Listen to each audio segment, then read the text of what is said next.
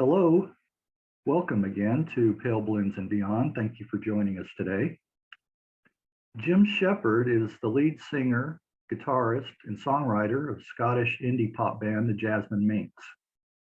The band had its roots in Aberdeen, 1983, and was one of the first signings to Alan McGee's Creation label. The original lineup was Jim on guitar and vocals, Adam Sanderson, vocals and guitar, Martin Keena bass, and Tom Reid drums and vocals. While with Creation, Jasmine Minks released 4 albums and an equal number of singles. After Creation folded in 1999, the band stayed with Alan on his new label, Poptones, and released 1 album. Since 2001, there have been a series of singles released on various labels. There are also 4 compilation albums over the years, 2 on Creation, 1 on Rev-ola, and a comprehensive collection on Cherry Red. And just last year, Jim released his first solo album, The Circle. Well, welcome, Jim. Hi, Greg. Thank you for joining me today. Well, let's go back, brush off a few of those cobwebs up there in the attic. Where were you born? I was born in Aberdeen, 1962, Okay. in the centre of Aberdeen. All righty. Do you have fond memories of your childhood there? It was quite dramatic in some ways, but in other ways it was very memorable. Me and my sister were very much loved, but we also did a lot of moving around, usually being evicted from place to place. So it could be kind of quite unnerving. But we had family and friends around, so it was always a kind of a good place to be. Yeah. Okay. Do you recall music being played in the house when you were young? There wasn't really much in music when I was very young. My sister used to sing to me, and my mother would she'd play the harmonica sometimes and sing some hymns to me. But until we got a TV and Top of the Pops came along, that was our kind of main entertainment. My sister did have a guitar, and she taught me how to play Day Tripper on the guitar when I was very, very young. And she would sing me songs like Groovy Kind of Love and Simon and Garfunkel songs. So if we were in a halfway house, I remember one time we were sleeping in what I could best describe as a boiler room for a hotel, up in the attic of a hotel, and my sister getting me to sleep by singing the pop songs of the day.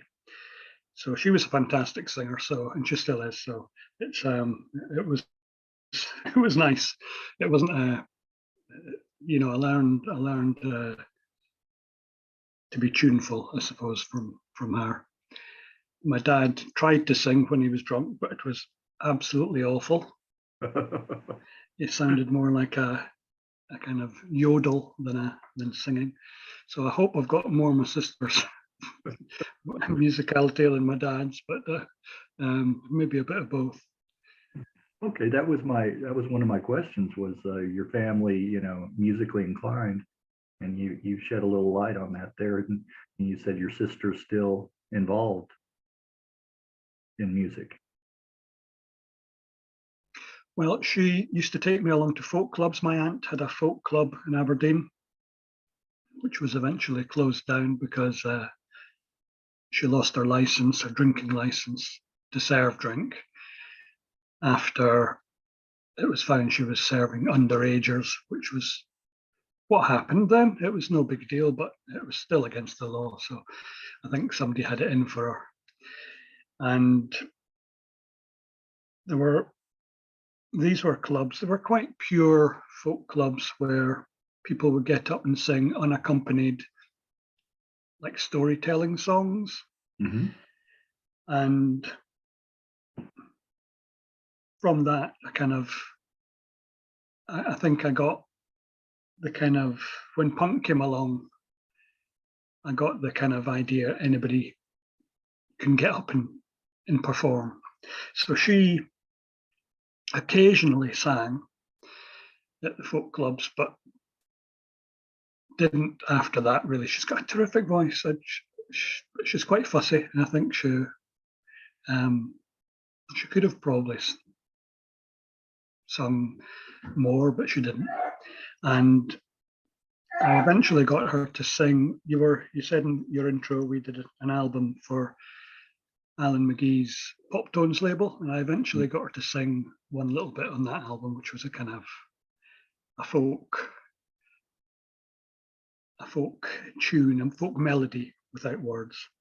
Oh, we use that. Pop Art Glory. Which track? Which track? It's called Free Fall.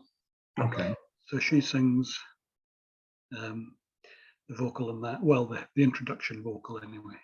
Mm-hmm. So. Oh, there's somebody behind you. Yeah. Okay. It's a cameo appearance. Yeah, that's Rosanna. Okay. I think it was Rosanna anyway. I didn't see who it was. I just grabbed the hot water bottles. Rosanna's very musical. So. Okay. So she gets that from maybe from you too. What so you in this club, folk club, was it just the locals that would just get up and sing, or did they ever have any bands, actual artists that would perform there? I can't really remember. I think it was a bit of both. Okay. And I would get, I hate to say it, dragged along to other folk clubs. It wasn't for young people, really. It was quite kind of serious. Right. And it wasn't pop music. Although now I listen to folk music and I think actually it is pop music. It's quite repetitive. It's easy to listen to. It's got good stories. But at the time, it just sounded like kind of adult music to me.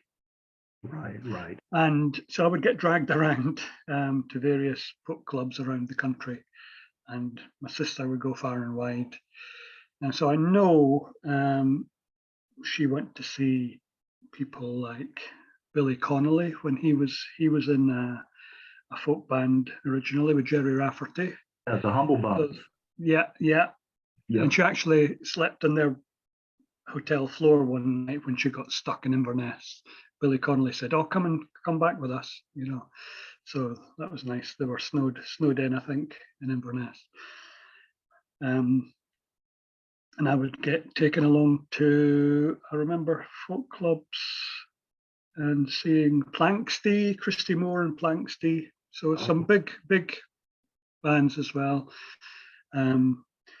Although it's only the big names I can remember. The small ones, I think they were just people got up, people knew the songs and would get up and sing them, Mm-hmm. What about, can you recall a first single or album that you got or that someone bought for you?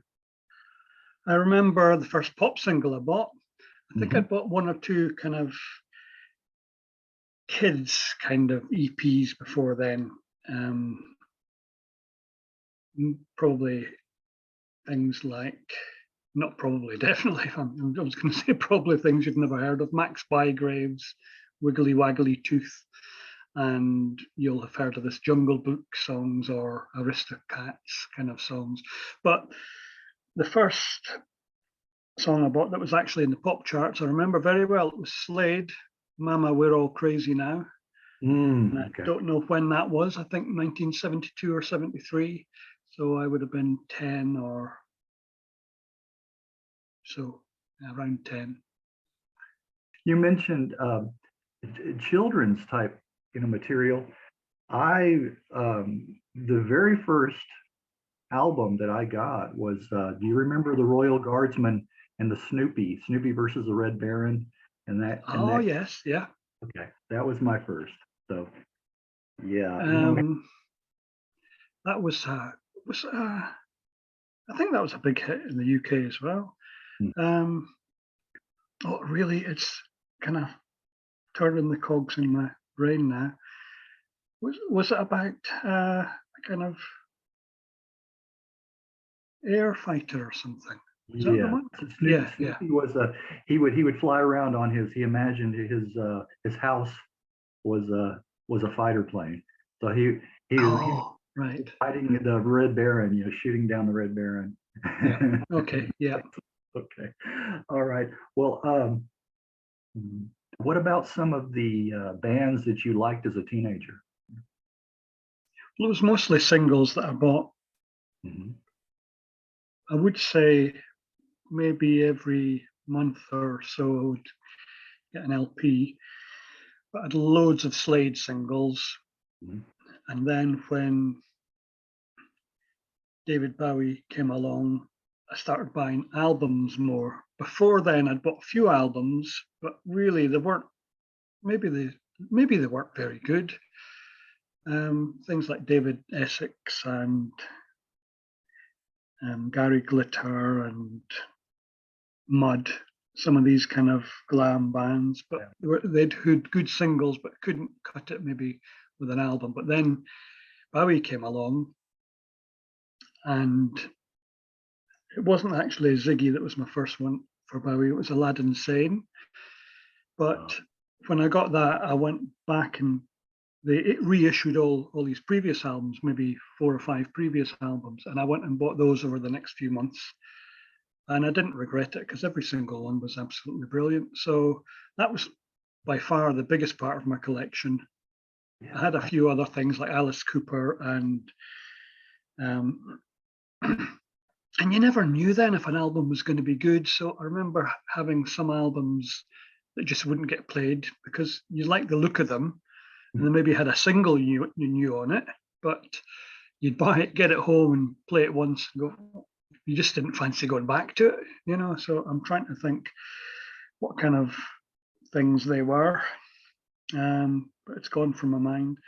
And there was also, you might have had this in the States as well. There was a kind of mail order company. You'd get K-Tel, a ours was flyer K-Tel. come through the door, and you got your first 4 or 5 albums really, really cheap for like, Right. a couple of pounds for the whole lot or something. But then you were kind of locked into buying one a month or something, Uh-huh. for a year or something. And they were full price. So you kind of paid it back in the end. But I remember getting quite a few albums off there, things like Black Sabbath, and it was just beyond me a bit. Black Sabbath, I just thought this. I was used to pop music, so Black Sabbath just sounded a bit too dark and kind of mysterious to me.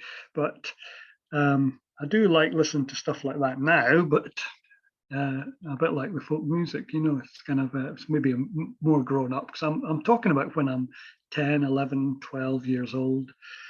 So it's those were probably albums maybe for older teenagers, Mhm. but somehow Alice Cooper appealed to me. I Mhm. think he was maybe a bit more towards, he could appeal more to younger people as well as older teenagers. Mhm. Really well played stuff and also good pop songs and maybe something a bit more dramatic in it as well. I think the album I had of his was Billion Dollar Babies, Oh, yeah. which was a work of art as well because you opened up the gatefold sleeve and it had $1 billion inside it, and Yeah. so the packaging was sometimes just as important as the record, I think. Yeah, yeah. You mentioned Bowie. I also liked. I think one of my first ones that I got too was Aladdin Sane. I think that was one of my first, and I wasn't. Uh, I think I was a little not. I wouldn't say turned off, but averse to Ziggy because it was so big, and it was like I Yeah. was looking for something, a little different. That one and Diamond Dog. I always liked that one. Yeah, yeah, me too. Yeah, but what can you remember the first concert that you attended, or one of the? Well, apart from all the folk ones, which I've mentioned already, first pop concert I went to was the Bay City Rollers, Mhm. and we we used to have a thing in this country called postal orders. I don't know if you get them in the States. It's a kind of safe way of transferring cash. And I remember we heard the Bay City Rollers were playing in Aberdeen, and I wrote to the theatre, sent them a postal order, and lo and behold, I got a ticket back. And I must have been very lucky because when I got there, it was four rows from the front. So that was an experience. Mostly girls, quite a lot screaming, like Beatlemania. Mhm. And what struck me was that the songs didn't sound anything like the records. They sounded kind of really quite rough, and I can't work out now if that was because they weren't very good at playing or if it was just because of the screaming, or maybe they did different versions of the songs, but they did. I could hardly recognize some of the songs, but I did really enjoy it. So that was my first kind of rock pop kind of concert that I went to. So it was, Right. Well, that might have appealed to me because, of course, here once we heard about them, they were all so top 40 and polished and all that. So hearing them and sounding a little different or rougher around the edges might have been nice. Well, at what point did you decide that you wanted to be in a band or pursue music career? well, I formed a band when I got all those David Bowie albums I was telling you about. I formed a band with some of my pals, but it didn't get off the ground. It was just me playing guitar and a couple of other guys kind of saying, "Yeah, I'm in your band," but not doing anything. And that band was called Rono. I didn't realize at the time that Mick Ronson already had a band called Rono because I knew he was called Rono. And I was 11 or 12 then. So I don't know if that counts, but I would be writing my own songs then, though. So that was a fun thing to do. I remember I had a song called The Police Are Coming, which I think was kind of based roughly on Sweet. There's another good group, actually, Sweet. I think it was based on their Blockbuster or something like that. But so it was in my imagination anyway, from very young to play in a band. But it wasn't really till punk came along that we saw me and my pals, well, Tommy, who ended up in the Jasmine Minks with me. We saw you could just get up and do it yourself. We kind of got that impression very quickly. So we started playing together. Tom didn't even have a drum kit, but you'd get one of these, the fold out sunbeds. They're Mhm. kind of springy kind of things. So he bought drumsticks and he would be playing the Sun Lounger as a drum kit. And that's how we practiced. And then within a couple of months, he managed to get a drum kit, which he paid up every week. And we had a bass player, and we'd plug in the guitars into the hi-fi. And pretty soon we were playing gigs locally. Just kind of, at first I played my living room. We invited some people along, and then we played the local community centre, and we just put a couple of flyers up. And by this time, we were probably 16 years old or something.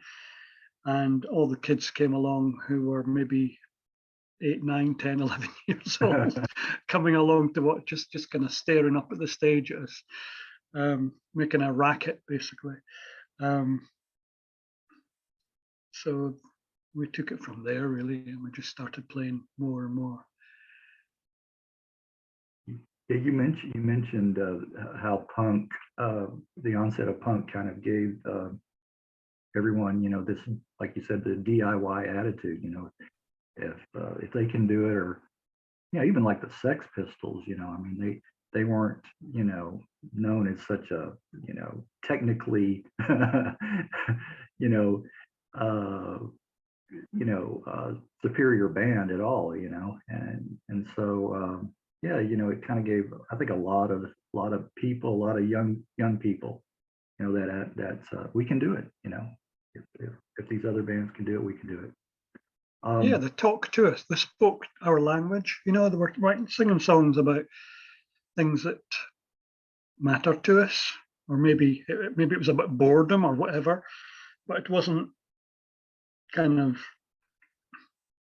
it wasn't American, for example. So because we couldn't really relate to American music because it seemed to be a different culture. We couldn't really relate to the kind of big prog rock bands in Britain because it was all very kind of mysterious what they were singing about, so we didn't have a clue. So for some bands to come along and say I'm bored um, or angry, and all the kind of youth things that spoke to us, it was great. It inspired, maybe for the first time. I don't know. I don't suppose you got that even in the 60s, really. Maybe in the 50s with rock and roll a bit more, and in Britain especially the skiffle craze, maybe for younger people, but you just didn't get the impression that music was for teenagers, or that teenagers could play music.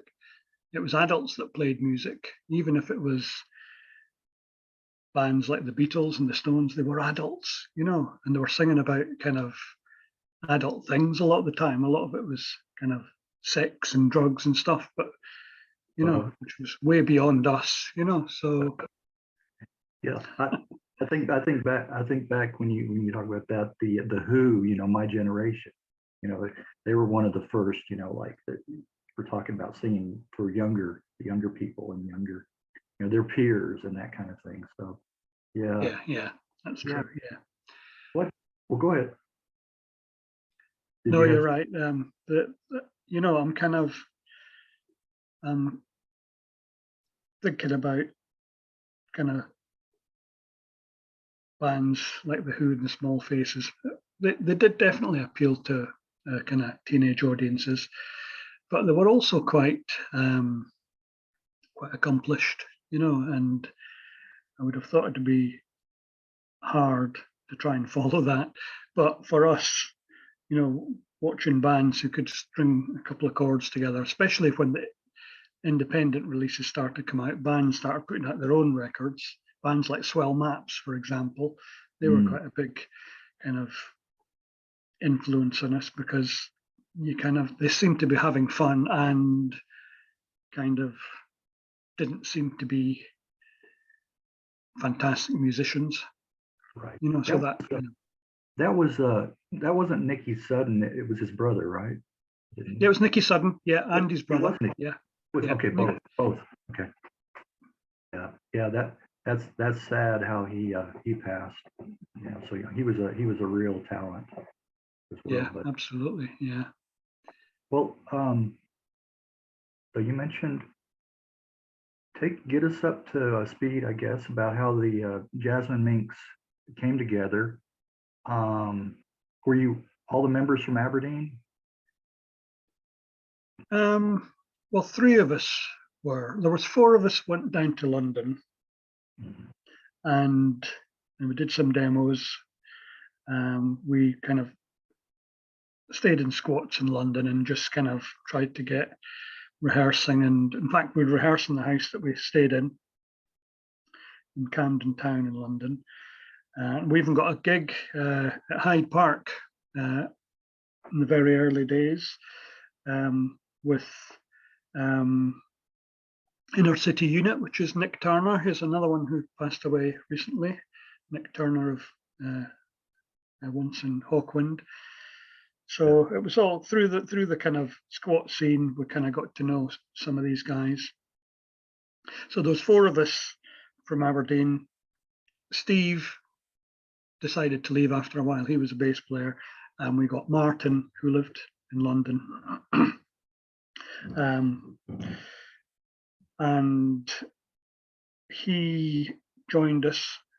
In fact, we auditioned a few people before Martin, but Martin was the best. It's a whole different story there, but between then, because we actually had quite a few people that didn't quite work out. But Martin worked out, and he knew about this rehearsal studio. His brother was friends with these people. Turned out these were the guys that we'd come to know for years. Pat Collier and his studios, where we ended up recording, and so all kicked off really when Martin joined. So there was 3/4 of us from Aberdeen. Okay, That's the beginnings. So yeah, Martin had the connection there that really helped out. Yeah. Well, who came up with the name Jasmine Minks? And I think Adam did. One morning, something about Jasmine, and I liked it because when I was very young, I was getting shunted around from place to place. I lived in Jasmine Terrace 3 different times in the same street, so it was a big part of my very young childhood. So when he said that, I said, yeah, I like that. And a mink in Aberdeen is kind of slang for a poor person, a kind of somebody who doesn't take great care in their dress, it's not posh or anything, somebody who's just quite simple in the way they look and has no airs and graces. So the Jasmine Minks seemed perfect name for us. Okay, thank you for shedding a little light on that, because I think some people, when they hear the name, they might have different, connotation or different ideas. So that's good because I hadn't heard that. So that's, of course the slang, from country to country is always different, and so I was thinking of the mink, the animal. That's what I thought. Yeah, before.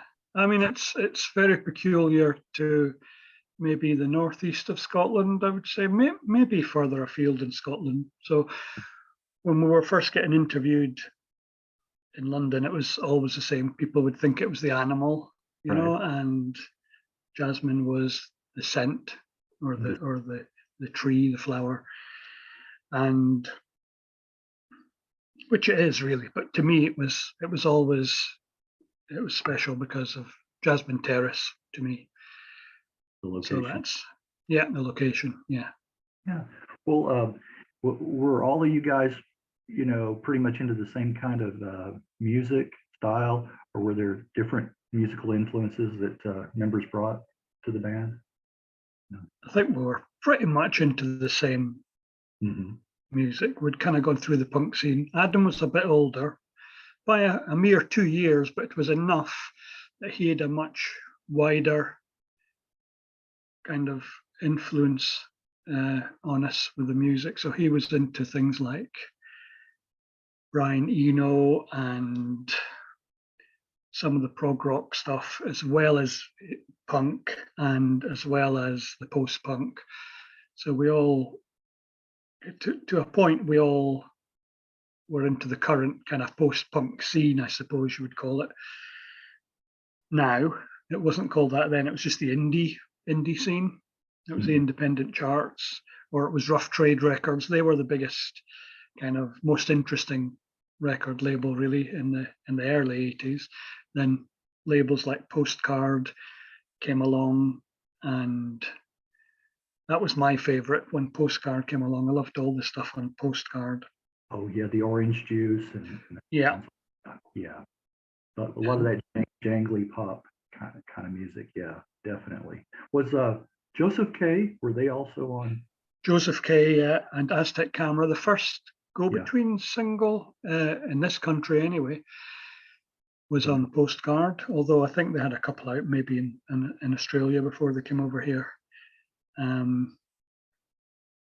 So we were kind of thinking along the same way, the four of us, but we had our own favorites. I think Tom liked the Fire Engines, for example. Adam would bring maybe a bit more stuff like from Wire, and I was really into Orange Juice and Tom Verlaine, Television. Martin liked Magazine, and so he liked some of the great bass players. So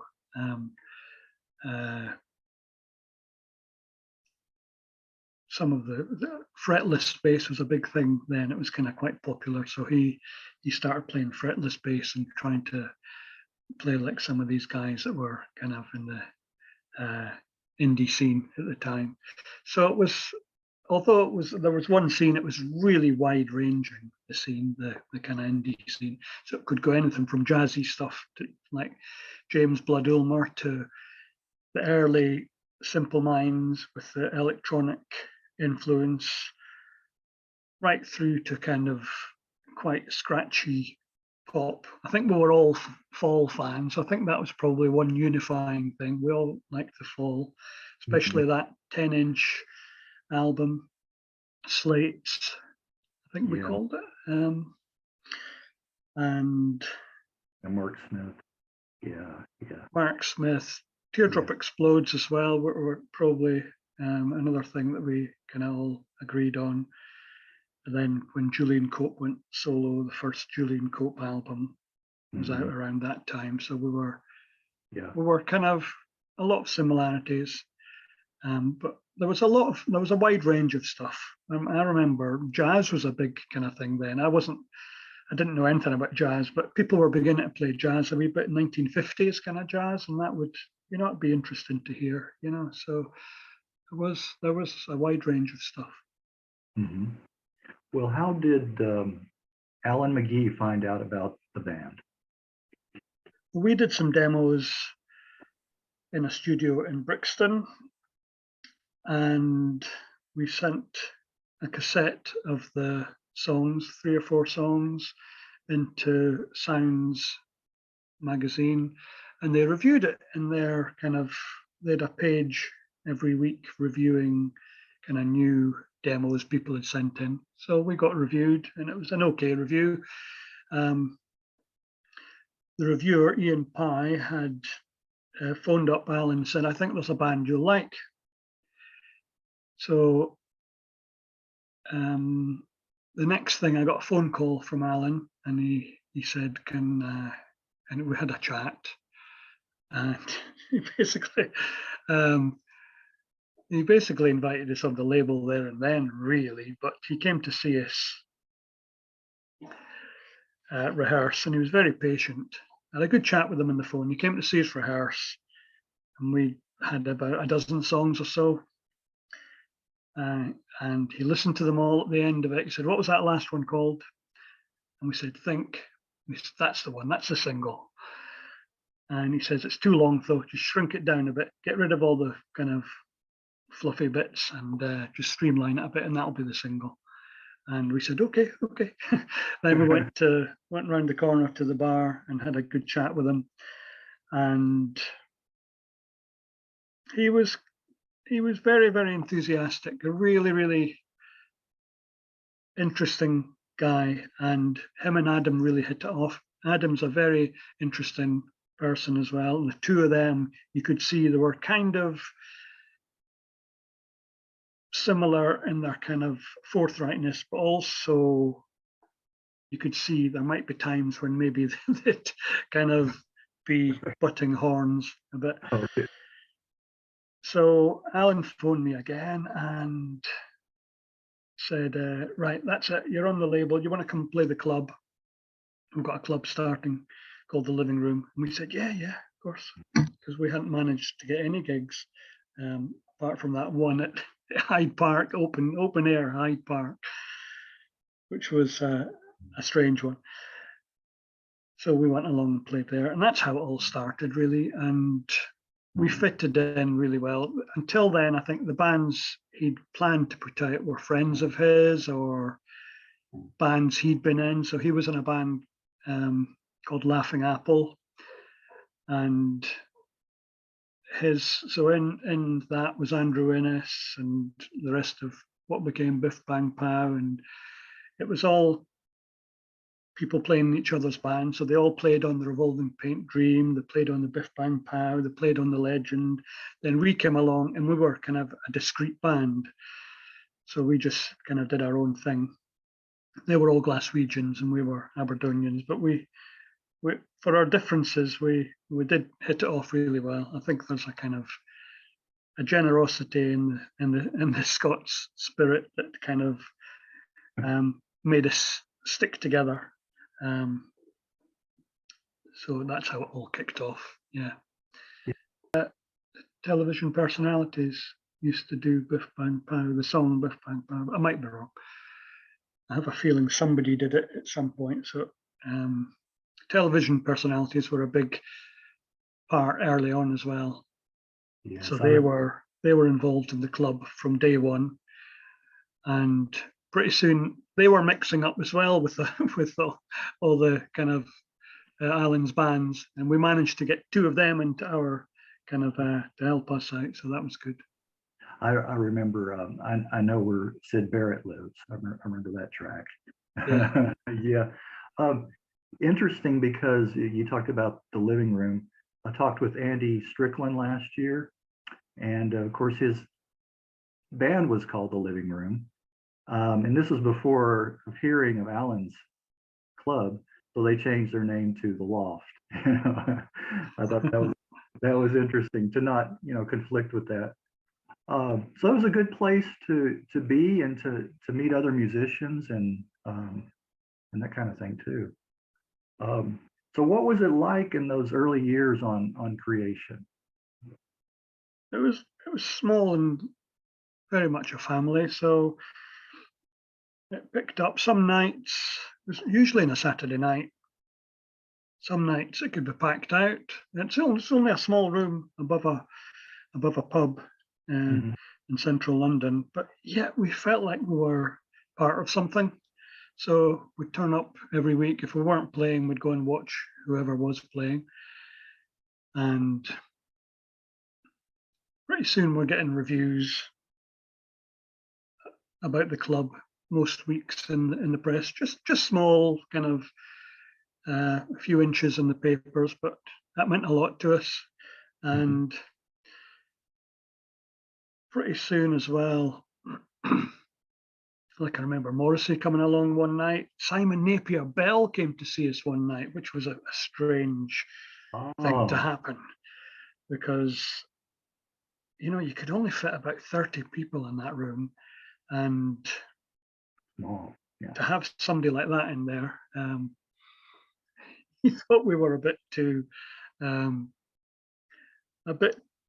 contrarian, a bit too kind of angry or something. I can't remember, but he didn't think he could, because Alan was managing us then, so I think he maybe got him along. I don't know, but it was interesting that he even came along. So so good on him, really, because he would be managing Wham then, so it's a bit strange, but these things happened. And we agreed with Morrissey that we wanted to do a single together. That was a kind of interesting outcome of Morrissey coming along, sitting on his own at a table. Nobody would talk to him. And we thought, yeah, we've got a song called Ghost of a Young Man. We'll put that on a single with, flip it with your kind of song. He said, yeah, that sounds good. It never happened. So I presume he went back to Rough Trade, and they said, no, we're just putting out your stuff. But it would have been interesting if it had come off anyway. So, but sometimes I remember playing with Delamitri. We'd get all sorts of bands playing. I say I felt part of it because it was our label's kind of venue, So I remember Delamitri coming along all the way down from Glasgow, and nobody turned up. So Mhm. it wasn't always busy. It was a really rainy night, and we supported them. We played to them, and they played to us, and that was the crowd. But usually, I'd say we got a decent crowd. You know, would kind of half fill the room or fill the room, and it still felt good. You know, I think if you're playing a small room and there's kind of 20 people there and they're making a noise, it's no different than playing to a kind of proper venue. You know, these were our own gigs that we put on ourselves, and we liked them for that. I think I prefer that, to be honest, to some of It's these venues you turn up and it's like a kind of it's you feel like it's some kind of machine you're on. You're just going through and you just turn up and Mhm. everything. You turn up at X PM and you put your gear on and the engineer turns up at X PM and it's just, I don't know, it's, obviously they've got to be efficient, but it just all seems a bit kind of, I don't know, Yeah, I lifeless, agree really, you know. with you. I like it's a little more intimate when you have a fewer people there, you know, like you said, 20 people. And these massive, you know, like you know, huge, you know, concert arenas and things like that. Yeah, it's not for me. It really Not never me was. either, no. I've been to quite a few myself, but I'd rather see bands a bit Yeah, closer, and I want to see the whites of their eyes, you know. right, right, exactly. Um, Yeah, definitely. well, how was it working with Alan's cohort, Joe Foster, as producer? Joe was really keen, and he had some great ideas that I didn't realize at the time, but he was trying to do things a bit differently than they were in the 80s. So he'd do things like he'd take the whole drum mix and he'd put it all to one channel and have a tambourine in the other channel. So it seemed a bit weird. But then when I went back and listened to Beatles stereo mixes, you realize that's what they did. So he was trying to kind of get back to basics really and trying to capture us. So our first single, I remember saying to Alan after it came out, I says, it's not a very good production, is it? And he said, that's exactly how you sound. So I thought, oh, right, okay. So he's kind of captured us.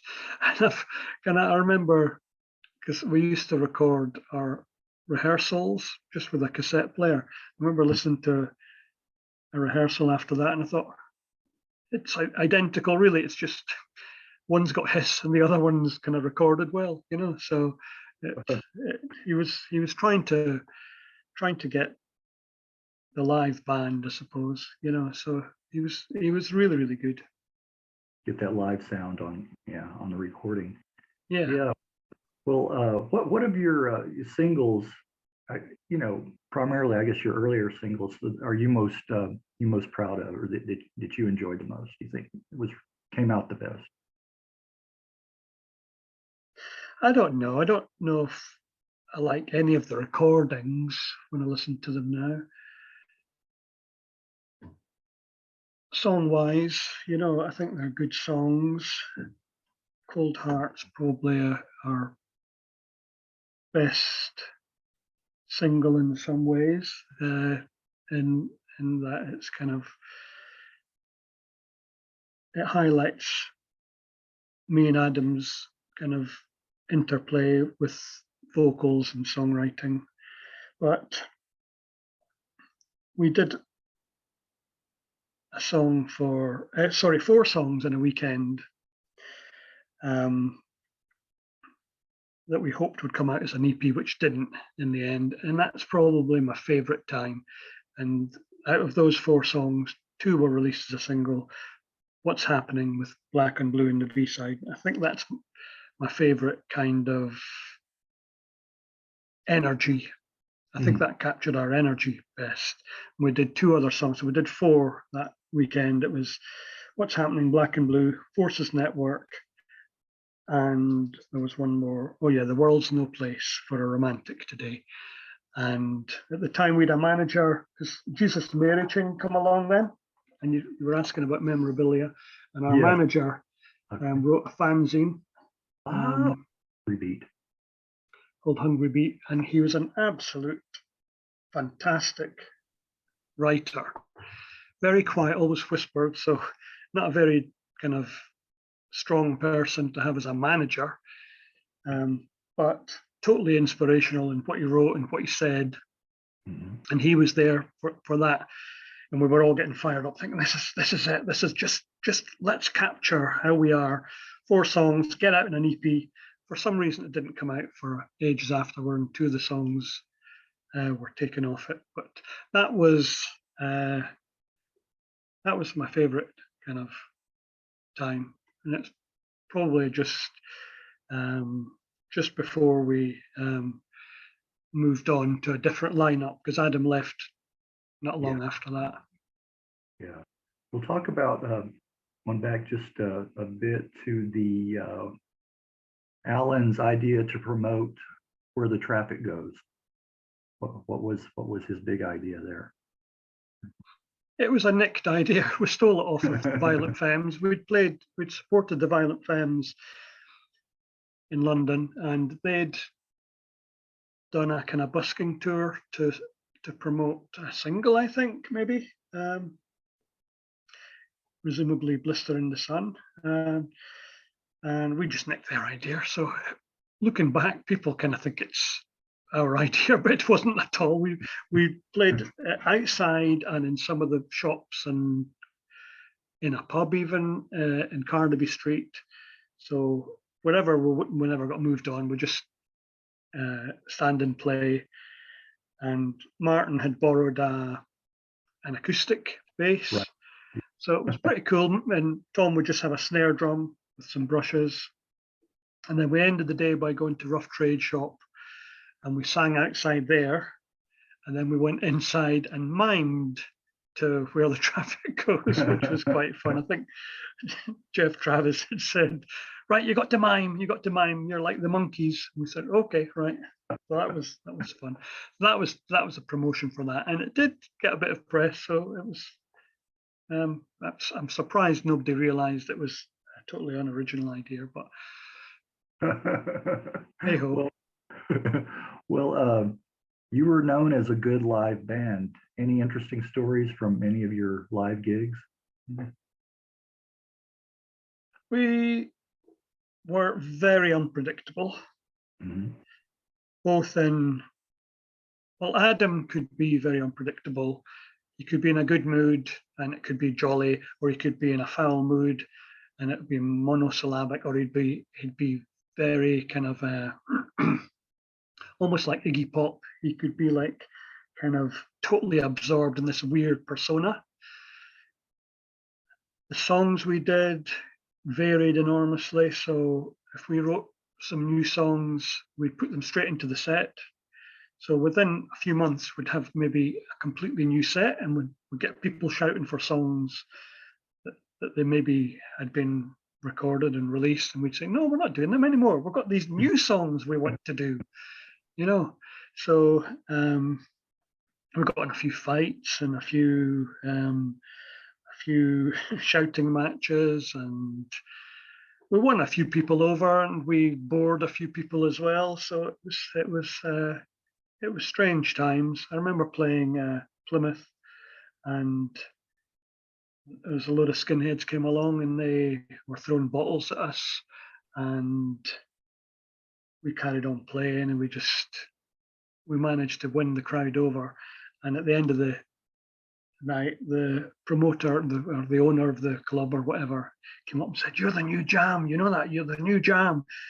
I've never seen a kind of such a fiery set from any of the bands we've had here." So it was totally unpredictable how it would go, you know. And I think our sound could probably vary. I think nowadays the PAs and sound equipment is so much better. Then it could be howling feedback, or it could be an amp broken down, and it was very unpredictable. So, but I remember seeing the Fall in Aberdeen, and there was only about 20 people there or something.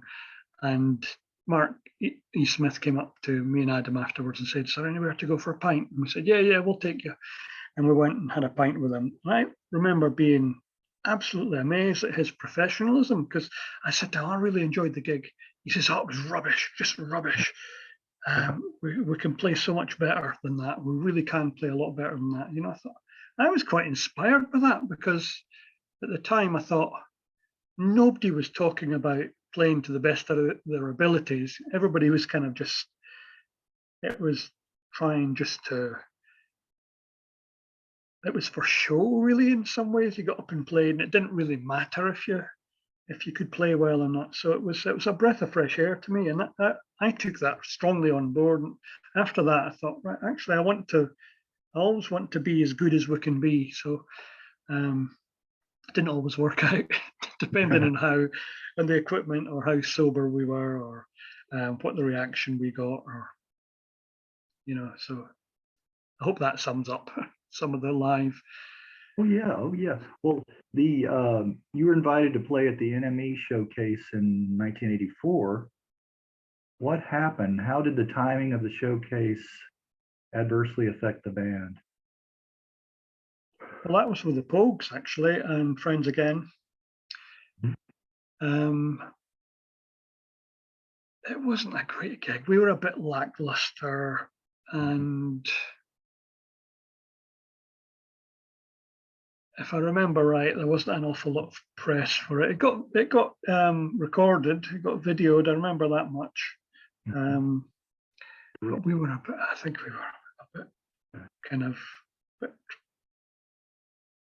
static and not very inspired that night. So, but the whole thing, I think, was I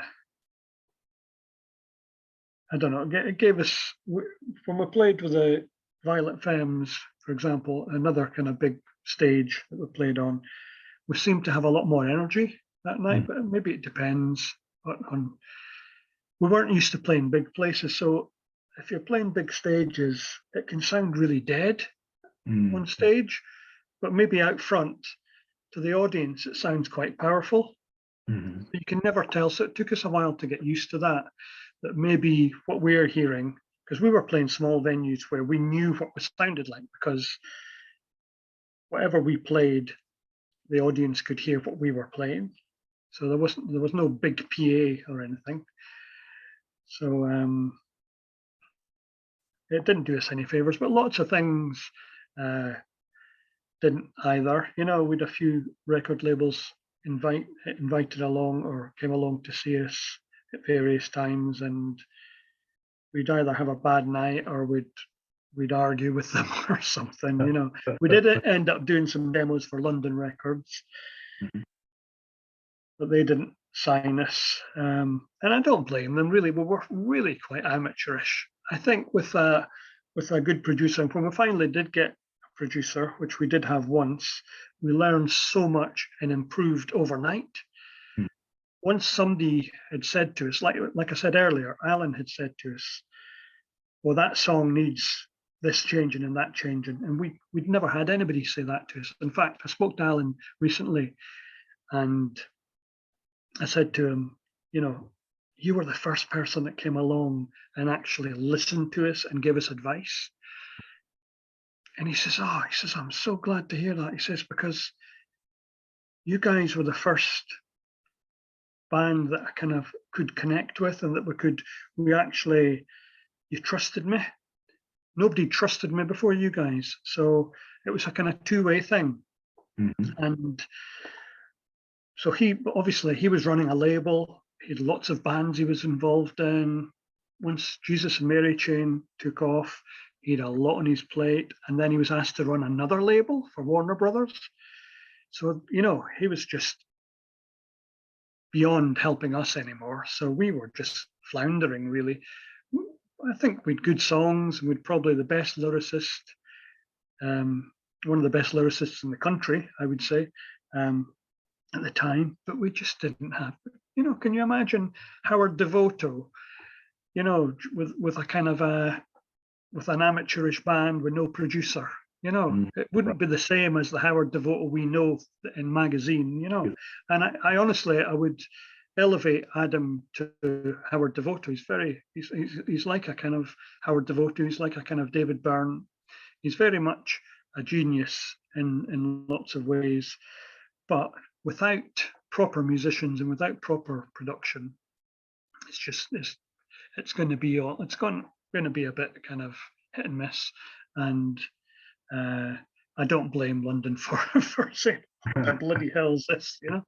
We could hear the songs in there, but I think their ears, they were thinking, these guys have got a long way to go before they can play their instruments properly. So yeah.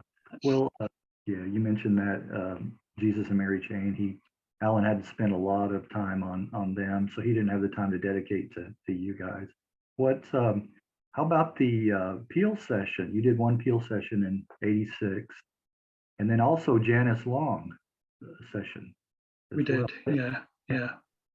How did those help promote the band? Well, the John Peel one was just before Adam left, so if it did do any good, we didn't benefit from it because it took us a while to get back on our feet after Adam left. I kind of thought, Alan phoned me up and said Adam's leaving, and I thought that's the right decision because he didn't seem happy. We were both, by that time, we were writing songs separately, so I thought, right, okay, I can do it. I can be a front man. I can write the songs. I can be the kind of spokesperson for the band. It wasn't really me, to be honest, but I managed to kind of bluff my way into it. But I wasn't of the caliber of Adam. I couldn't kind of I didn't have the confidence he had. So it took us a while to we wrote loads of new songs. We took a new direction at first, actually, after the Peel session. We went a little bit more funky. But then we kind of reined that back in, and what happened was Alan did have an influence around that time. Actually, he gave me this cassette and says, "Listen to that. That's what you need to sound like." So I said, "Okay, right." And it was a kind of handmade cassette, and it said Alex Chilton on it. I thought, Alex Chilton, what? The drummer from that was in the Cramps. Briefly, I thought, what's he on about? Then I played it through. I thought, oh, this is brilliant. And it was actually a Big Star third album. And I thought, okay, yeah, that's probably how we need to go. So we kind of veered off there. And then when the Janice Long session came along, we were beginning to kind of be a bit more settled, I'd say, I started writing songs with a drum machine and doing demos. So when we actually came to play the songs, they were almost ready for the band to play, not quite. I mean, they'd all come up with their own bits, but it taught us how to kind of sound a bit more kind of in time, a bit more kind of professional sound, a bit more, I'd say. So that's kind of where we were getting that way when the Janice Long session came around, because they were both within kind of 6 months of each other or so. And that definitely had help with us, the Janice Long one, because by then we were getting lots and lots of gigs. And I was kind of trying to be this kind of front man. I was a bit more modish and a bit more I don't know, calm, I suppose. Okay. I had my moments. I did have my moments. Not as animated. Not as animated. Yeah. Right. Yeah. I could be a bit of an arsehole sometimes. But yeah. I would have rather concentrated on guitar and songwriting, but it wasn't easy then getting musicians because everybody wanted to be in their own band. you know, so kind of we managed to get a new organ player, for example. He played a bit of saxophone, which we never utilized, to be honest. But looking back now, you know, we kind of it's amazing we got anywhere, because when you hear bands kind of playing that could actually play well, we were kind of just kind of bluffing it, really. But so we got recorded too early. You know, Mm. if it had been a couple of years later, I think we're maybe more likely to have kind of sounded a bit better and a bit more together. But they have their charm. You know, the early recordings have their charm. There's no doubt about it. And a lot of people, that's their favorite stuff. So what can I say? You know, Right, to each his own, right? Yeah, yeah, yeah. Well, you know, fast forwarding to 1988's Another Age album, I think it's your best album. With tracks like Still Waiting, Soul Station is one of my favorites. But my all-time favorite, probably a lot of fans' favorite, Cut Me Deep. That's just I always go back to that song. You know, never get tired of that one. oh, good, thank you. We did Cut Me Deep in the Janice Long session in 1986, Mhm. but it was a kind of quite an early version of it. And then we went and we had a producer, and this was kind of late 1986. We went up to Edinburgh and we spent a weekend with Will Smarties, and he taught us what real production was like, you know. So he said, right, let's sit down, get this song right. That bit needs to go. That bit needs to go. Let's take a bar off there, you know. And we just talked through. I thought that's brilliant. Then he recorded us basically live, and that's basically what came out. That's, you know, and it's absolutely amazing. And I remember when Doing It for the Kids came out. I know I'm kind of veering off from Another Age a bit. Dick Green, who ran the label with Alan, phoned me up and said, Cut Me Deep just sounds amazing in the big studio, you know, when we're kind of putting it onto preparing it to go onto the disc. I thought, all right, great, okay, that's good. So we had a kind of template. So when we did Another Age, we produced it ourselves. So I wrote the songs on using the drum machine, and came into the studio, had the demos, and we played through the songs. We had a great new kind of guitarist at that time as well. Watty, who'd been in the band kind of through '86 and gave us a real jolt start, and got us the Janice Long session.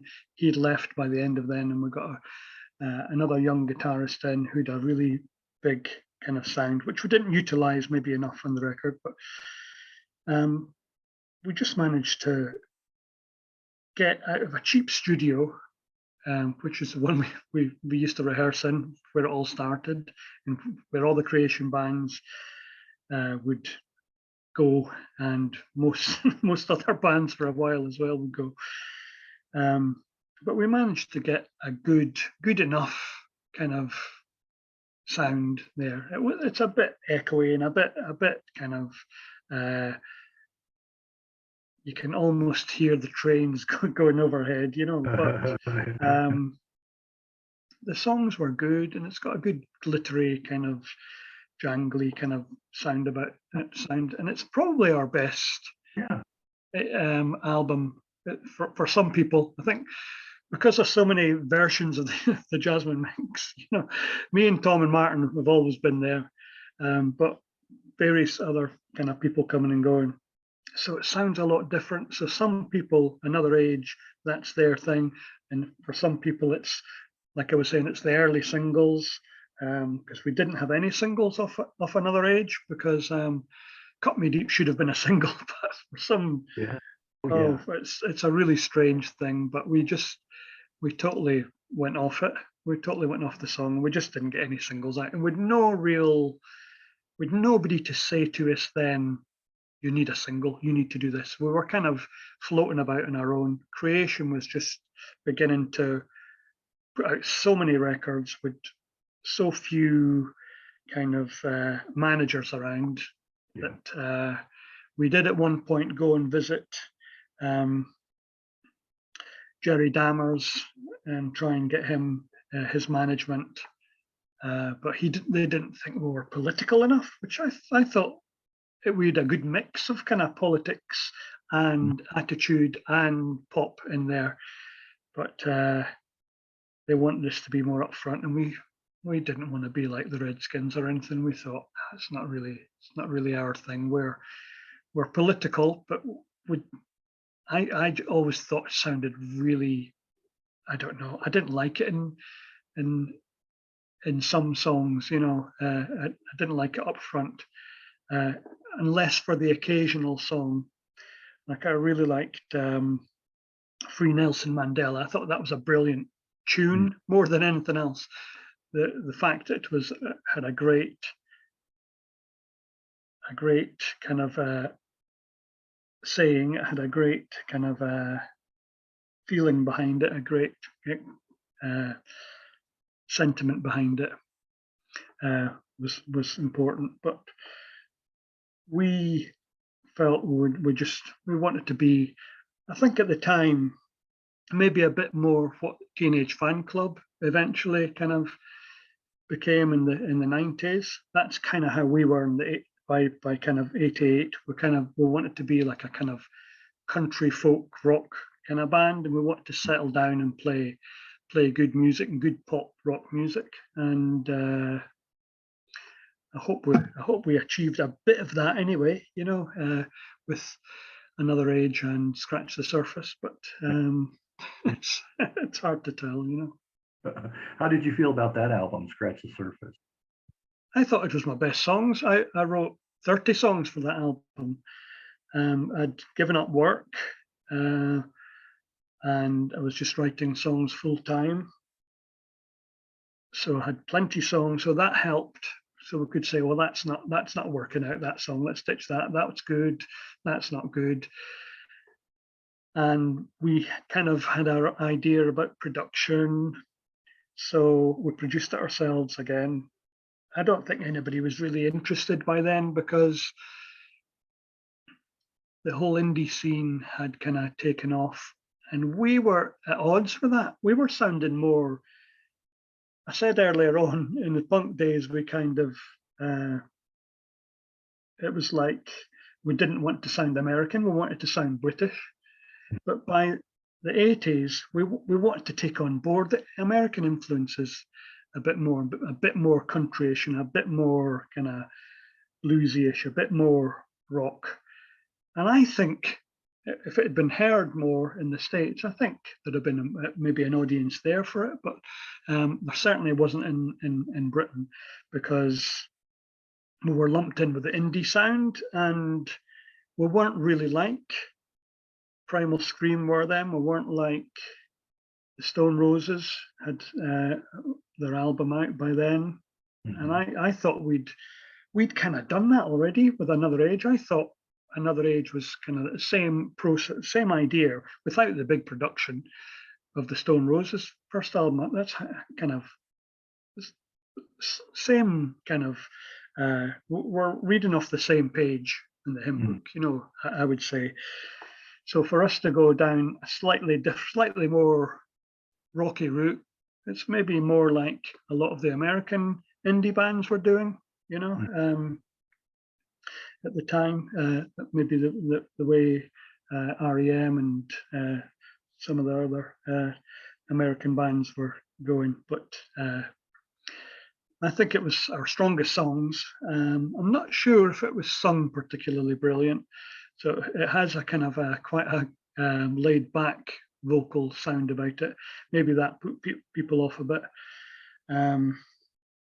Because I kind of I always had a love of Dexys Midnight Runners, and I was kind of very much into Kevin Rowland at the time, was being a lot softer, and I was listening to a lot more kind of Van Morrison and stuff like that. So I was definitely wanted to be something a little bit along those lines, but our own style, you know. Mhm. But Kevin Rowland came along to see us actually, and he really liked us. So I thought, well, that's one person who likes us. So Well, moving along to Veritas. Is that Veritas or Veritas? Veritas, yeah, Veritas. Veritas. From 2000 on a different label, A Genius Move. Was that your own label? yeah. Okay. It wasn't even really a label. It was a bunch of demos Yeah, yeah. that we'd done, and we decided to put it out in a fledgling kind of internet. I think 1998, maybe we put it out originally. I don't know. Uh, and A Genius Move. Watty was back with us by then. Watty, who'd kind of been with us in 1986, we were back writing songs together by the kind of mid 90s, and his he'd found out he was related to John Joe O'Neill and the Undertones through his father's side, and so he was kind of getting quite close to John Joe O'Neill, and they had they had a song, A Genius Move. Just looking just now. It's what was it? Was That Petrol Emotion? That Petrol Emotion, right? Okay, Yeah. can we get back? Yes, Can we yes. edit to there? Okay, so Yeah. so what he found out, he was related to John O'Neill, and they were kind of meeting up quite a lot. So with That Petrol Emotion, did a song, A Genius Move, and What He Loved This Song. So that was the name of our fledgling label and production, which was just basically demos, either demos at home or demos that we'd gone in and recorded. And at one point we were thinking of going with Super Furry Animals management, but we didn't really kind of come Yeah. off. We'd kind of we were just trying to kind of stay afloat really by then, trying to keep our heads afloat and trying to pay the rent and stuff like that, you know. So we weren't really, music wasn't really Yeah, it was the main part of our lives then. So it was just a bunch of demos basically. it was exactly, and I was going to say you really went off in a different direction there. It was heavy percussion, dubs, electronic beats, that kind of sound. And it was, I dare say anyone listening to the album, they would not suspect it was Jasmine Minks at all. That's kind of what I feel we were like in the 80s. We were changing. Maybe it wasn't as dramatic, but we were changing quite a lot. So it started off kind of sounding very kind of 60s and kind of like sunshine pop kind of thing. And then we're being quite punk rock. You know, what's happening is a kind of one chord for most of the song, you know, and then we're kind of being a bit big start, and it was big changes to us. So I always felt we kind of just did whatever we felt was the right thing to do, which was, looking back in it, it's such a gift really that we were given, to be able to just do whatever we wanted and not have anybody breathing down our necks and saying, that's not a single, you can't do that. You know, so we would just, you know, we had that all along really. But so there's two sides. There's a kind of side of me who kind of likes, who wanted the kind of input from other people to say, right, you need to do this. I'll look after this. I'll look after that. You do this. You do that. And there's another side of me that kind of quite likes the freedom. But I'm just going to write whatever's in my head and enjoy it, and just whatever I like, we'll record, and that's it. So there's, you know, it's a bit of a kind of contradiction there, you know. Yeah, I think a So lot the of electronic stuff came about, you know. yeah, right. I loved kind of, I was listening quite a lot to kind of guitar folk music, and kind of instrumental electronic stuff, drum and bass, stuff like that. So it was a mix of those two, really, you know. Yeah, yeah. So, well, it just showed that, a different side of you, definitely. You know, came out on that release. Now we mentioned earlier, we talked about Pop Art Glory on the Poptones label. You moved with Alan to that label. On the track Daddy Dog, was politician Tommy Sheridan's speech, was it a previous recording, or did he record that just for the song? He recorded it with us. Okay.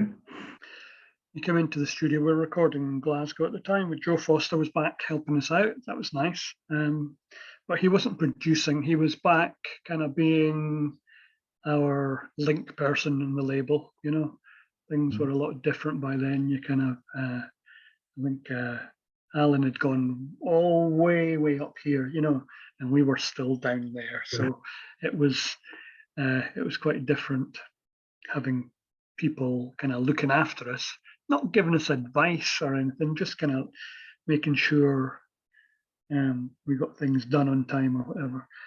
And so Joe was around then. We went into studio in Glasgow. Tommy Sheridan came along. Before we knew it, all the news channels had come along and recorded him. So it was on the news in the evening, on the 6 o'clock news on the channels in Scotland. So that was quite nice, but it was far too early. It was ridiculous, you know. We just recorded. It didn't come out until about a year later, by which time it was forgotten.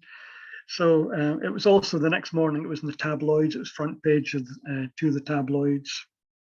So it was nice getting a bit of press, but nothing to promote. You know, absolutely nothing. So it was just Tommy Sheridan still is a socialist politician who's been on some of the celebrity programs and stuff in Britain. You know. But we really liked him, and he was most famous in Scotland at the time for being a big representative of people who were fighting against the poll tax.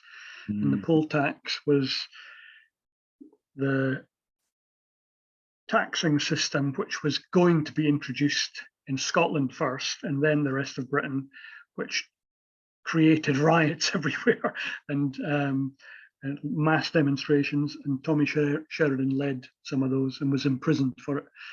So he was like a folk hero, really, in Scotland. So it was nice to have him on board, and he was such a great guy. He really was. He got in a lot of trouble later on and was sentenced to prison again, this time for perjury in court, although it was found out later that it was that the newspapers had been lying. Some of the top editors in the newspapers, one of them had been lying, if I remember right. I better watch what I'm saying here. But as far as I know, he was innocent of the whole thing, and they'd stitched him up. But it was good to have him on board, even though it was the timing was completely wrong from a PR point of view. If that had happened, if we'd pretended to record it the day that it came out, then it might have taken off, but it didn't take off. Everybody'd forgotten. Oh, look, that's that single that came out a year ago. Why are they talking about it now? You know. Well, so he was gung ho. Did you guys approach him about doing that, or how did that come about? I can't remember who did. Watty had the idea of approaching him. I think he maybe got in touch. Then I went and met him a couple of times, and he was a member of the Scottish Parliament, but he was also a councillor at the time in Glasgow. So I met him at his council offices in this big, grand building in the centre of Glasgow. He showed me around, took me all around the amazing building, and he was just really, really, really nice. So I don't know anything about music, but I like what you guys are doing. So, you know, it sounds good.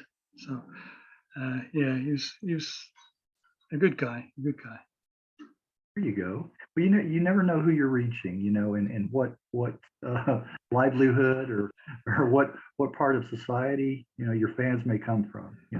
But Paul, Yeah, is in your pocket like that. That's yeah, yeah. Well, that's a really interesting story. That really, I'm glad you shed a little light on that one as well. What was moving forward a little bit here, the song Poppy White from the EP of the same name from 2010 returns to the sound of the more familiar guitar-oriented pop of early Jasmine Minks, I think. And I think it's one of my favorites. That the song Poppy White is definitely one of mine. I think it's a very accomplished track. yeah. We definitely were going back to our roots, I suppose, with that one. The 4 songs on that. At that time, we had this great guy called Fusky who'd stepped in. Tom had broken his leg, so Fusky stepped in and did some gigs with us playing drums. But he could also play guitar, write songs, sing, play clarinet. So he ended up. He's another Aberdonian, so we kind of knew him already. And he passed away just bore that came out, so we put it out as a tribute. He's singing on it, on a couple of the songs, and he's playing guitar on it. So that was a nice thing to do for him, and it was definitely a bit more 60s influence, a bit more kind of folk rock kind of thing.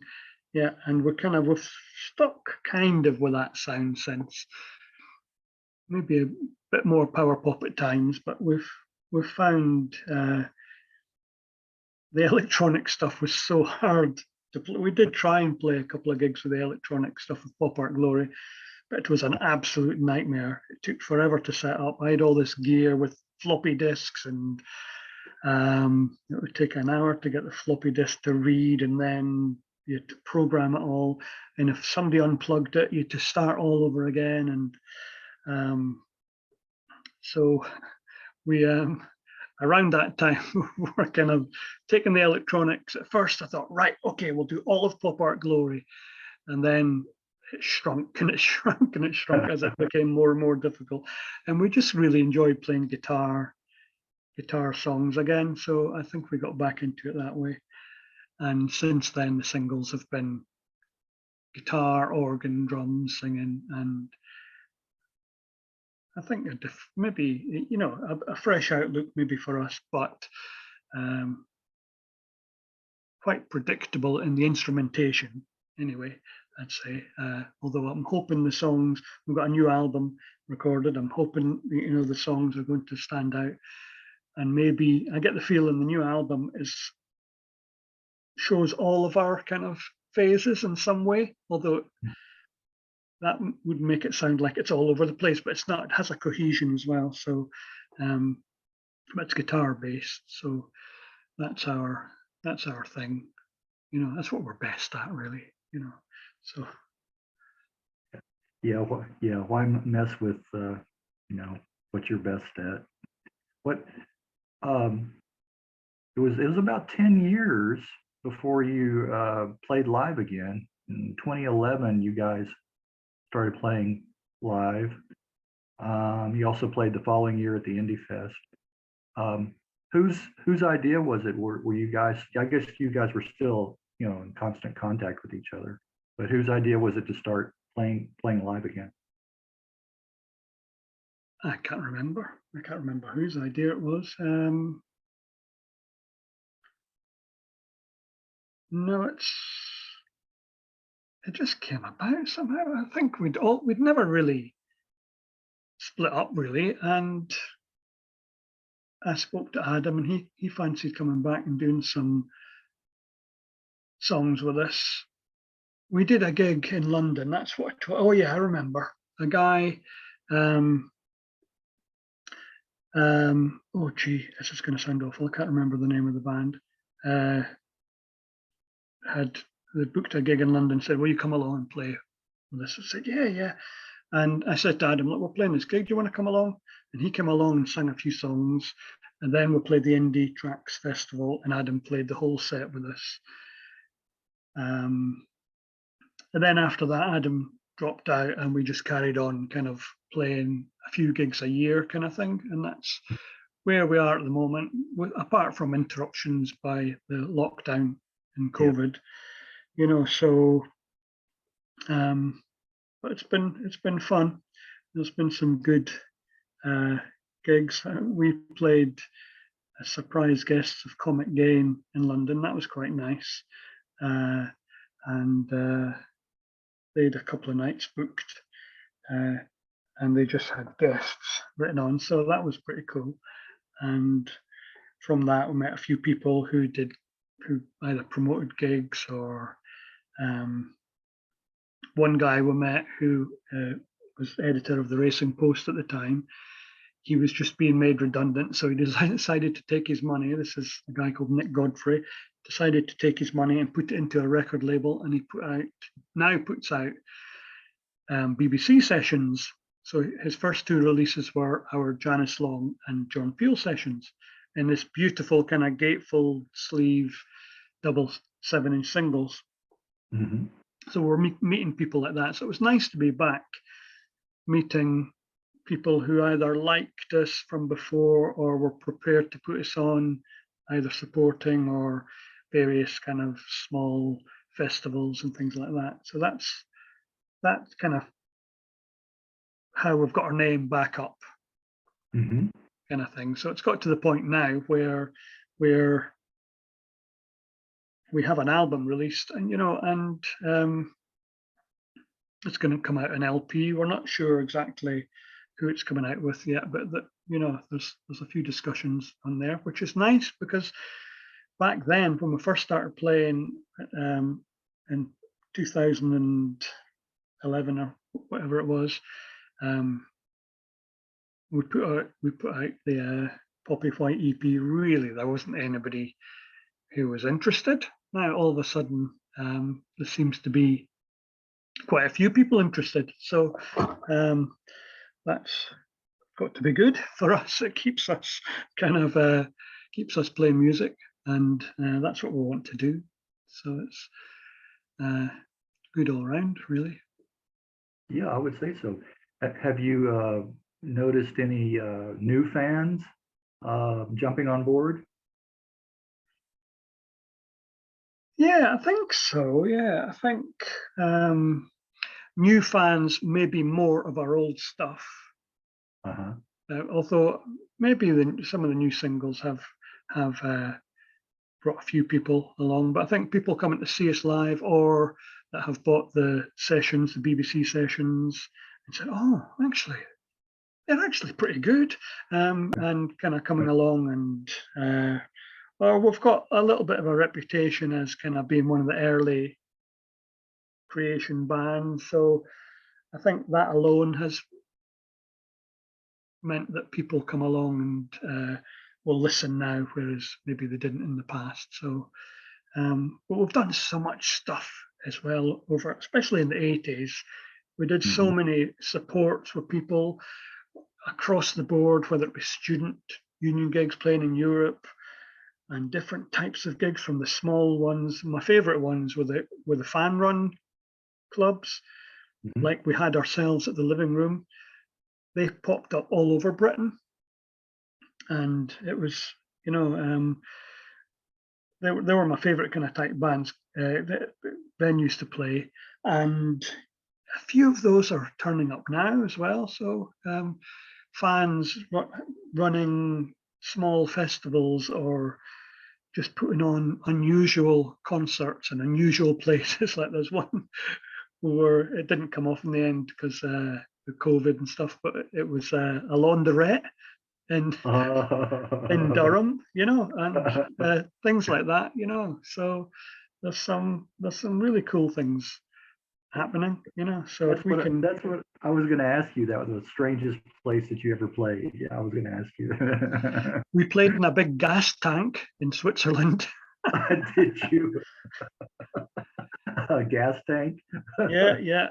which was a youth club, I think. And if you look online, Kleenex have videos playing there from the late 70s. So it was it must have been quite a well-known venue. But yeah, we've played a few fairly unusual places, basements and so on. We played in Germany in a big basement below somebody's house, and it was like a cavern, really. Just brickwork everywhere, but it had a kind of a PA and everything, and loads of people there. But the first one we did, the Hyde Park was one of the strangest ones, though, because when we played there, it was a legalized cannabis gig, as I say, put on by Inner City Unit, who were ex-Hawkwind. And it wasn't really our crowd because we were kind of post-punk, really, but it was nice to be invited to play. And we were on stage, and I remember people must have been lighting up in the audience because hundreds of police came. We saw them from the side because we were high up on the stage. We could see them running towards the audience, and they were running, and there must have been at the time, it was a hot day, had their jackets off and their hats off and so on. So they were running at the same time. They must have been told, go now, putting their jackets on as they're running and putting their big Bobby's helmets on. And that was a sight to behold. But yeah, we've played a few strange places, which I suppose is one of the quirks of the kind of band that we are. Occasionally we'll play proper venues, and occasionally we'll play wherever people think they can kind of put us on. You never played a mental hospital, did you? One interview I did, that was one of their first gigs, was a mental hospital. So imagine. Yeah. I think the Cramps played a mental institution once. No, I did work in a mental hospital, quite a few actually, because I was an electrician in London. So while we were playing gigs, I was also kind of having to get home, maybe from Plymouth or something, and then get to work the next day.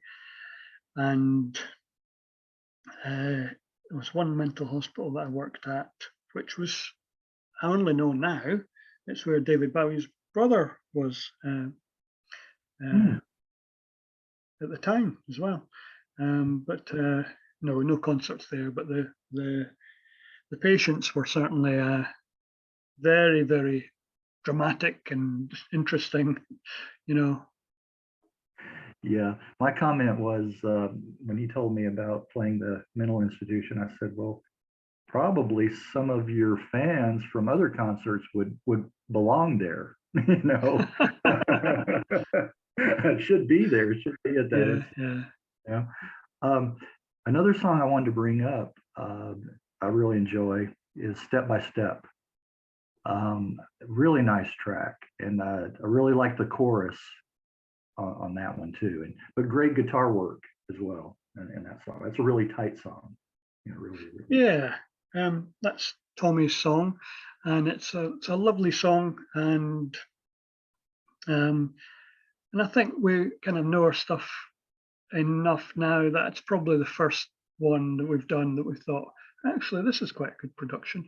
That was when we first got Pat Collier back involved, back to full circle now, because we recorded the album with Pat Collier as well. So where we first rehearsed, where Alan McGee first came along, and where all the early bands and creation went, we're back working with the same person now. So it's not just the production, so it's, I think we know a bit better now how to kind of get a good sound. We know more of what we like and what works and what doesn't. So I think Tom's got a lovely voice. He's got a very lovely baritone voice. I mean, he used to sing all the way through. Me and him used to sing together, quite often harmonies or sometimes just the same notes, just to beef things up a bit. Mm-hmm. But his voice has matured beautifully, like like dripping honey. It's a really lovely sound. It's So it aged. works so well in that song, you know. You say it So aged. His voice is aged well. yeah, Yeah. absolutely. Yeah. Well, your first solo album, The Circle, was released last year, and it's garnered some pretty good reviews. Talk about the musicians who worked on the album and how they were all drawn together. So many. Yeah. It started off. Um, I have done a couple of, more than a couple, quite a few kind of radio shows with Neil Saint on Retropopic Radio, where we talk about different albums. So me and my daughter, we've done a few albums. I think we've done 3 albums now. We talked about, and Neil likes to kind of put people together. So he said, "Look, I think you should work with this person or this person or this person." And one of the people he suggested was Marianne Dissard, who sung, I think, with Giant Sand and Calexico and various other people. She's a photographer and filmmaker. And I asked her, and straight away she said, "Yes, that sounds great." So we met up, and she did some beautiful French lyrics, translated some of my lyrics into French, and sang them. And after that, I thought, God, this could be quite good. So I asked Dave Morgan, who was in The Loft and Weather Prophets and Rocking Birds, if he would get involved and play drums in it. He said, "I'll do more than that. I'll produce it for you if you like." I said, "Okay, great." So before long, with all sorts of kind of people getting involved. Frank from the June Brides and Magic City Trio, and Arish from June Brides and various other bands he's been in, including the Beat Hotel. 2 of my daughters helped sing. Probably Tommy sung in one. So loads of people came along and helped out, and it just came together really quickly. And it was a mixture of songs that I had in my kind of songbook going back to the 80s, right up to date. Probably a couple from the 80s, a couple from the 90s, and then the rest in the last 10 years or so. And so I thought I had a strong set of songs, and it came together quickly. It just took a while to get it out, getting vinyl pressed and getting the artwork up to scratch. But I'm very pleased with the way it's come out. So we did a few gigs last year as well to promote it. So that was nice. At one point, I think we had about 12 people on stage, so that was good. I always wanted to have one of these bands where you can't move because there's so many people on stage. I quite like the I feel more at home there, having people help out, So that was really good. Well, I was going to say that's something there to be said about your reputation and about the band and what you've been through in your life, that so many people were enthused about being involved, in that. Yeah, and some young people as well, like my daughters. A couple of guys from Aberdeen who've got a great band, the Vapor Trails, and one of them, they both do solo stuff as well, actually, Kevin and Scott Robertson. So it was a mixture of old and young, and I just I hope my voice is kind of still sounding good enough to match up to some of the great kind of things that people added, So it was nice to get a bit of radio play and some good reviews. I'd like to have done more gigs, but we're so far apart, everybody, So it's been tricky trying to get everybody together, or at least some of the people together to do the gigs. Yeah. But that's well. Is there any thoughts or plans on a follow-up album? Yeah, I've written a follow-up album, and we've decided that we'll have a band album rather than me. So it might be my second album, but it'll also be like the band kind of thing. So we call ourselves the Pillars of Creation. And I've got about 14 songs. I've got 14 songs written, one which is about 15 minutes long. So it's a bit more like a rock opera or something. But that's in the making at the moment. I wrote all the songs last year, but now we're just beginning to get the demos sorted out and knock them into shape, really. I want it to be a little bit more measured this time. I don't. Maybe it won't turn out, to be much different than the last one in lots of ways. But I want a bit of time just to say, right, that works and that doesn't work. Whereas the last time it was done fairly quickly, but I'm still really pleased with it.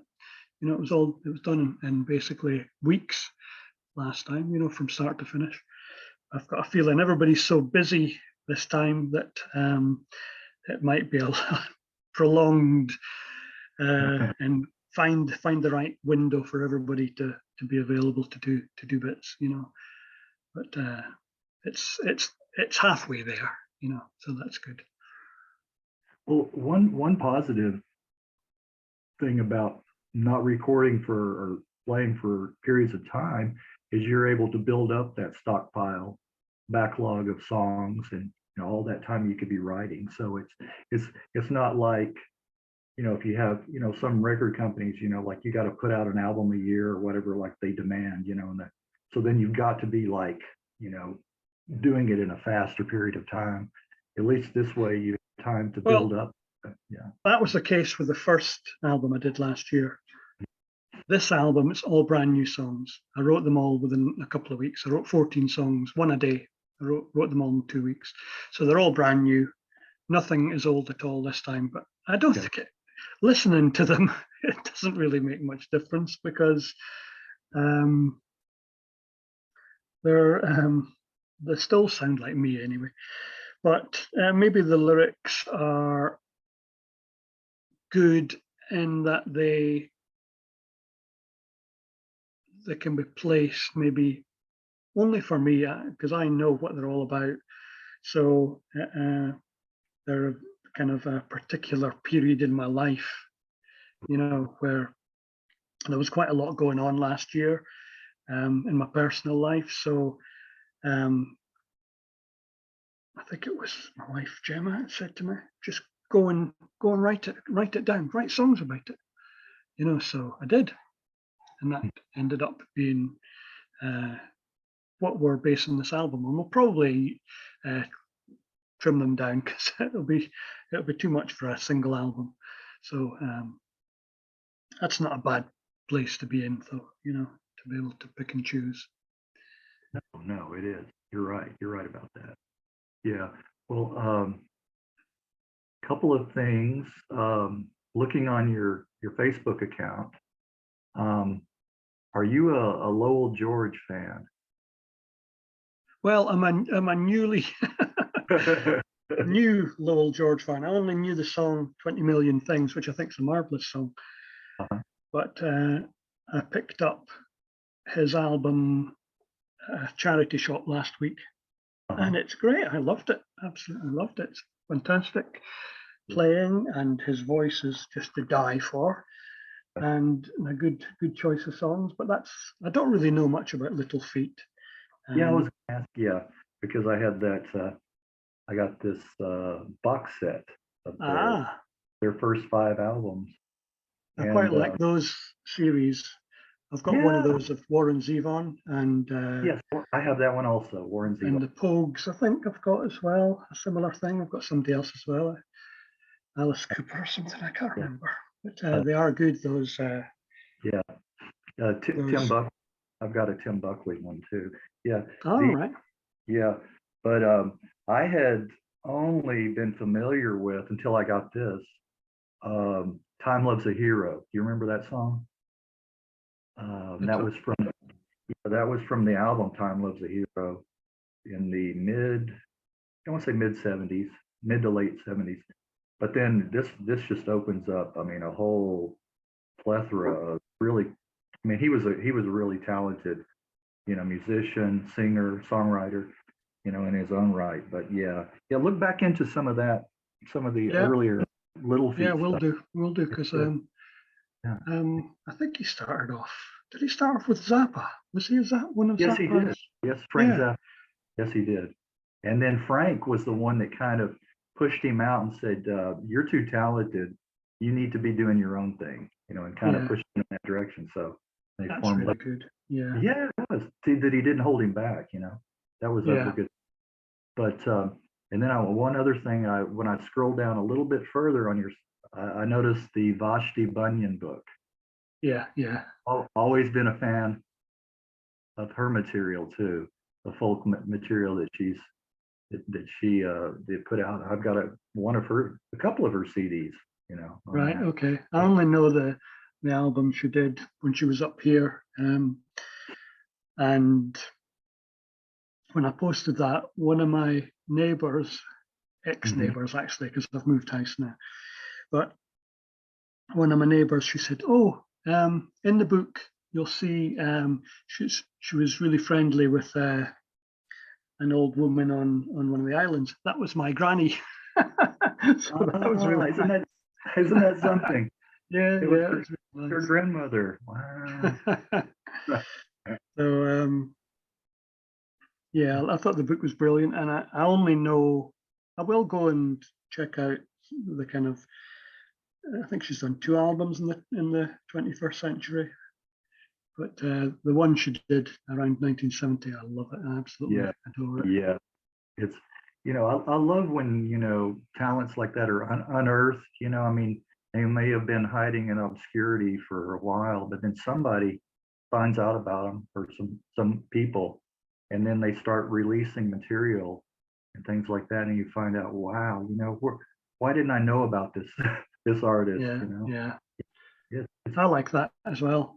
I'm yeah, a big yeah. fan of the Shindig magazine, and I Mhm. love the way they have they do have articles about bands I've never heard of in my life from the 1960s or 70s. I think, oh, wow, I'm going to check them out, and they're absolutely brilliant. I think, Right, right. why have I never heard of them? It's an amazing piece of detective work that they do.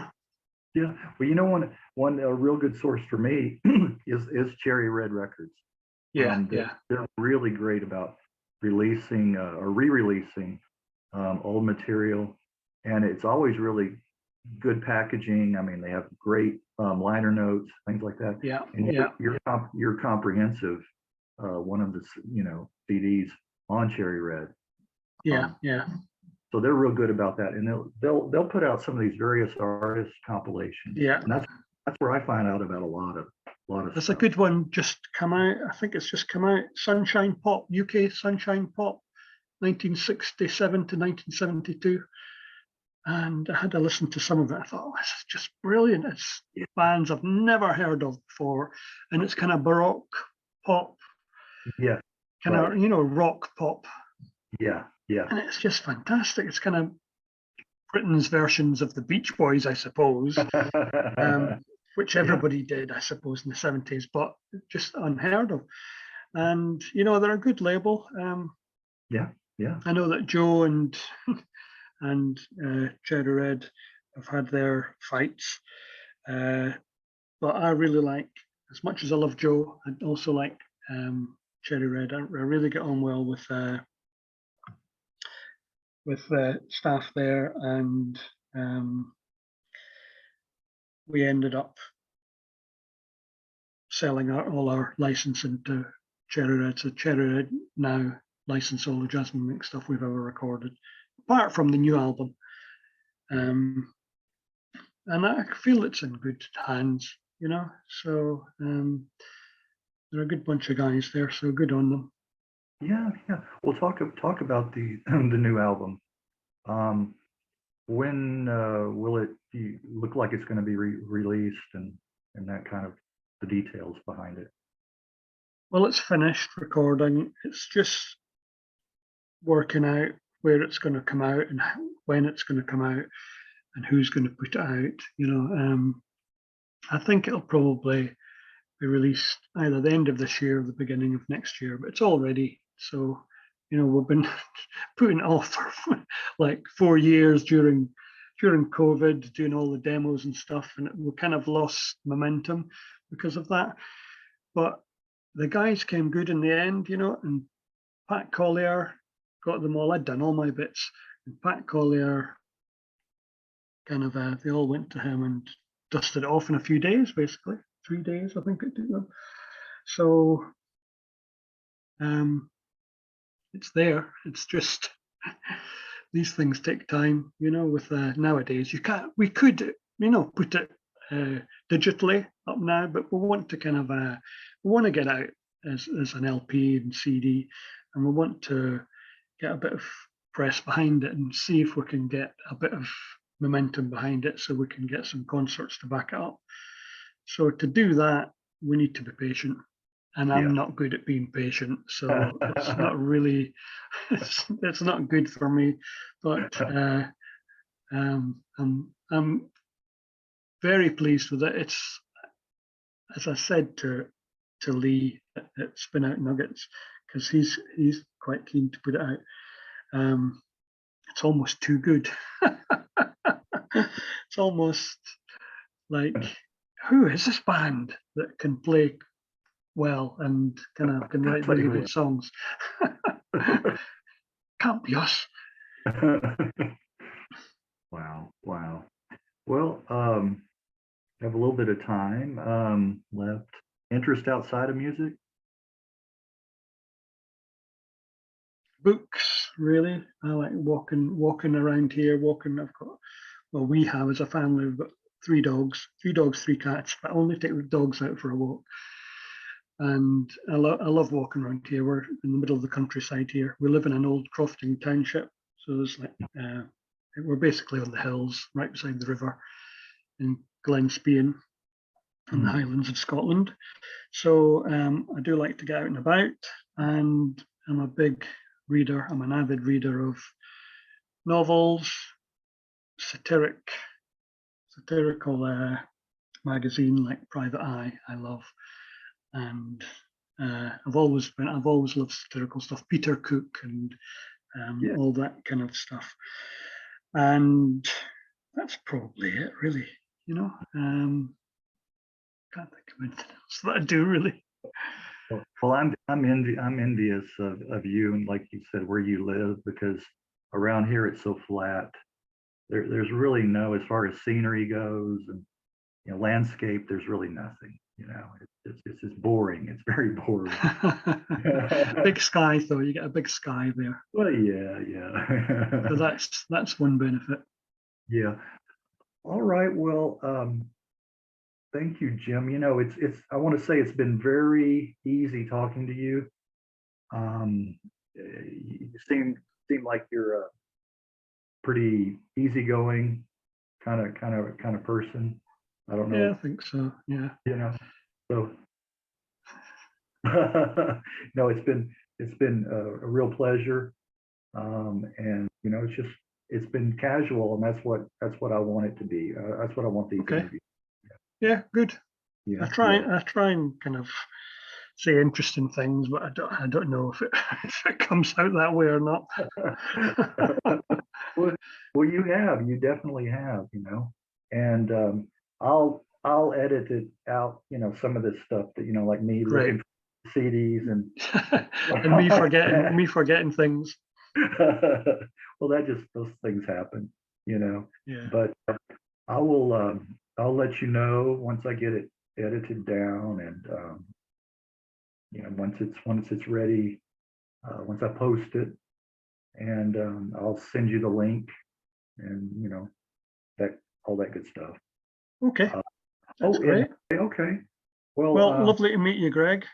Yeah, you too, Jim. I appreciate it, and thanks for the time. And like I said, I'll be in touch with you on this and let you know when we're good to go. And you be sure and share it, on your social media. Yeah, of course I will. Yes. All that stuff, Yeah. You know the routine. Yeah. I know. We've got a Jasmine Minks Facebook page, so I'll share it on that. That's most likely to kind of get the right audience, I suppose. Okay. Okay. All right. And if I tell them it's about the old stuff, I'm more likely to get people listening to it. There you go. There you gotta think about your audience, right? Yeah, I know. You do. Right, well, have a nice day for the rest of the day, and I will speak to you soon. Okay. All right. Thank you. Thank you. Take care. All right. Bye. All right. Bye-bye.